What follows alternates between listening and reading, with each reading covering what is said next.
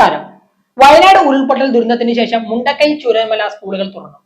ആർജിച്ചെടുത്ത അതിജീവനത്തിന്റെ പുതിയ പാഠങ്ങളുമായി കുരുന്നുകൾ സ്കൂളുകളിലേക്ക്. മഹാദുരന്തത്തിന്റെ 33ാം ദിനം സംഘടിപ്പിച്ച പ്രവേശന ചടങ്ങിൽ മന്ത്രിമാരും ജനപ്രതിനിധികളും അധ്യാപകരും നാട്ടുകാരും പങ്കെടുത്തു.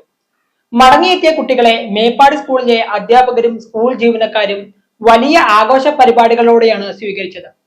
ഒരേ ക്യാമ്പസിലെ 2 സ്കൂളുകൾ. നിലവിൽ അങ്ങനെയാണ് സ്കൂളുകളുടെ പ്രവർത്തനം സജ്ജീകരിച്ചിരിക്കുന്നത്. ചൂരൽമലയിൽ നിന്നും മേപ്പാടിയിലേക്ക് ഏകദേശം 16 കിലോമീറ്ററുകളാണ് ഉള്ളത്. പ്രവേശനോത്സവത്തിന്റെ ആദ്യ ദിനം കുട്ടികളെ സ്കൂളുകളിൽ എത്തിക്കാൻ KSRTCയുടെ വാഹന ക്രമീകരണം ഏർപ്പെടുത്തിയിരുന്നു.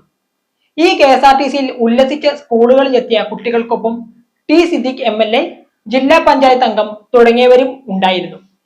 വയനാട് ദുരന്തത്തിൽ ജീവൻ നഷ്ടമായവർക്ക് ആദരാഞ്ജലി അർപ്പിച്ചാണ് പരിപാടികൾക്ക് തുടക്കമിട്ടത്.